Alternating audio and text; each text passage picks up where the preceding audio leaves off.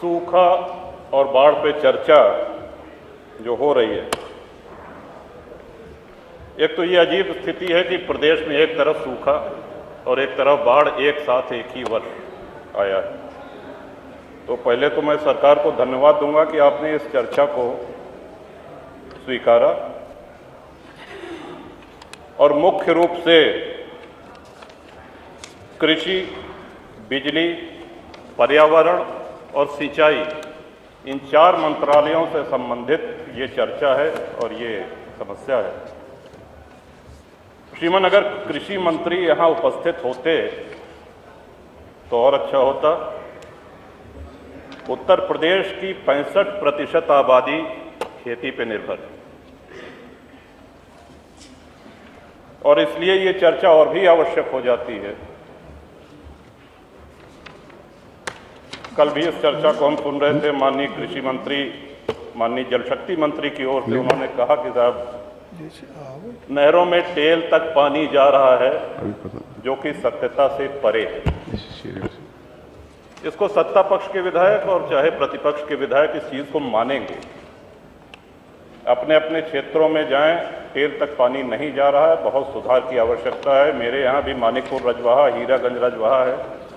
पूरे प्रयास के बावजूद हमको ये कहने में कोई झिझक नहीं है कि हम लोग उसके टेल तक पानी अनेक पत्राचार, अनेक प्रयासों के बाद भी नहीं पहुंचा पाए। रबी, खरीफ, जायद 3 फसल होती है श्रीमन, जिसमें खरीफ की ये जो फसल है इसमें वर्षा की भूमिका सबसे महत्वपूर्ण होती है। आपने देखा होगा कि अगर ट्यूबवेल से या नहरों से धान की फसल को पानी पहुंचा भी दिया जाए और कड़क घाम हो रहा है, धूप हो रही है, तो फसल पीली पड़ने लगती है। इसके लिए ह्यूमिडिटी, इसके लिए नमी की आवश्यकता होती है। लेकिन प्रकृति के प्रकोप के बावजूद बहुत से ऐसे कदम हैं जिनको उठा करके हम काफ़ी हद तक सूखा और बाढ़ से अपने प्रदेशवासियों को, किसानों को राहत दे सकते हैं। जब हम सूखा की बात करते हैं तो बात सिर्फ फसलों में पानी न पहुंचने की ही नहीं होती है, बल्कि घटते हुए जल स्तर पे भी निरंतर हमारा ध्यान होना चाहिए, उसके निदान, उसके खोज। आज कई ट्यूबवेल हैं जो पानी छोड़ दे रहे हैं, आज छोटे हैंडपंप हैं जो बेकार हो गए हैं। महामहिम श्री राज्यपाल के धन्यवाद प्रस्ताव पे बोलते हुए भी मैंने कहा था कि इंडिया मार्क II हैंडपंप एक आवश्यकता है जो सरकार अब मना कर चुकी है। अगर गांव में स्वच्छ पेयजल उपलब्ध है तो उसका पूरा श्रेय सिर्फ इंडिया मार्क II को जाता है। शायद ही गांव में कहीं कोई कुएं होंगे जिनका पानी पीने योग्य होगा, न के बराबर। घर घर नल योजना अच्छी होगी, अभी तक तो लागू नहीं हुई, जब लागू होगी तब इसका आकलन किया जाएगा। लेकिन लगातार जो बोरिंग खराब हो रही है इंडिया मार्क II हैंडपंप की, और उनको रिबोर करने का न तो पैसा हमको दिया जा रहा है, न ग्राम सभाएं इतनी सक्षम है कि उनको रिबोर करा सकें। तो ये पेयजल संकट बढ़ता जा रहा है। श्रीमन,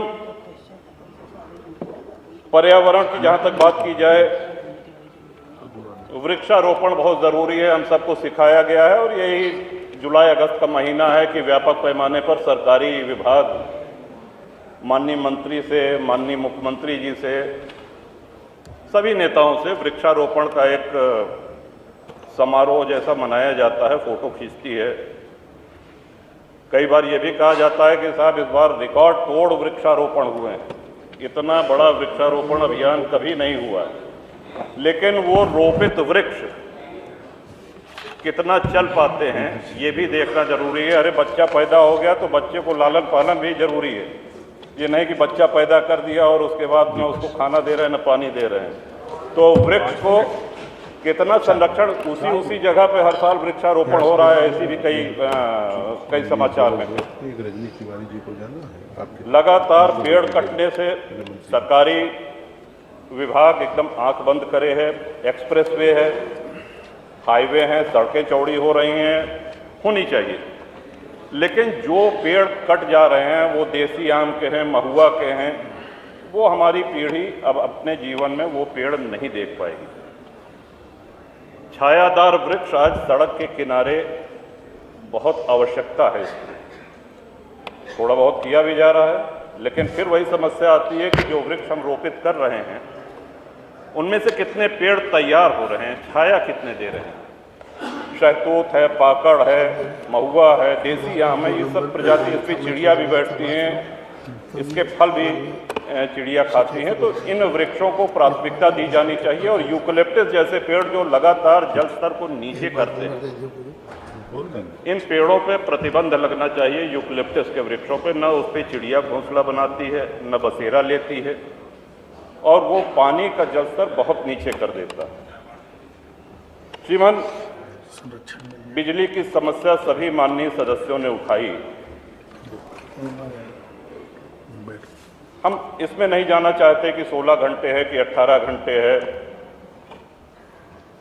लेकिन ये बात सही है कि लगातार ट्रांसफार्मर जल रहे हैं, उनको शीघ्र बदलने की व्यवस्था आपके माध्यम से मैं अनुरोध करूंगा कि माननीय ऊर्जा मंत्री इसका संज्ञान लें।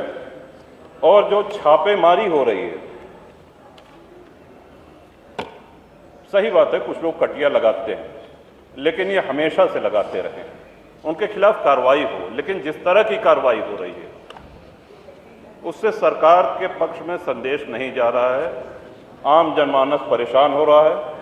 और इतना भारी रकम जुर्माने का 1 लाख रुपए, 2 लाख रुपए किसानों के ऊपर किया जा रहा है, और वही रकम कम करने के लिए बिजली दफ्तर के बाहर दलाल बैठे हैं जो पैसा ले करके और उस रकम को कम करते हैं। ये सभी क्षेत्रों की समस्या है, ये कोई मैं अपने अकेले विधानसभा की बात नहीं कर रहा हूँ। तो माननीय, आपके माध्यम से माननीय ऊर्जा मंत्री जी से भी ये अनुरोध है कि इस समस्या का त्वरित निदान श्रीमान, या तो ट्रांसफार्मर को जल्दी से जल्दी रिप्लेस किए जाना, बदले जाने की व्यवस्था करें, और साथ ही इस पर प्रभावी रोक लगे कि किसानों का, ग्रामवासियों का शोषण बिजली विभाग के कर्मचारियों, अधिकारियों द्वारा न हो। सूक्ष्म कर लें अपनी बात राजा साहब। इसके साथ ही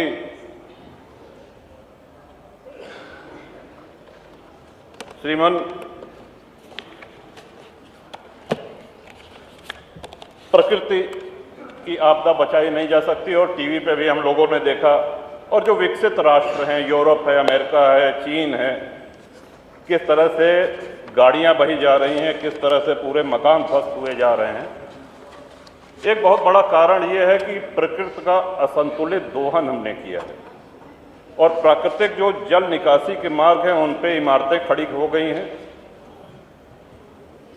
इस कारण ये विनाश की लीला और प्रचंड हो जाती है।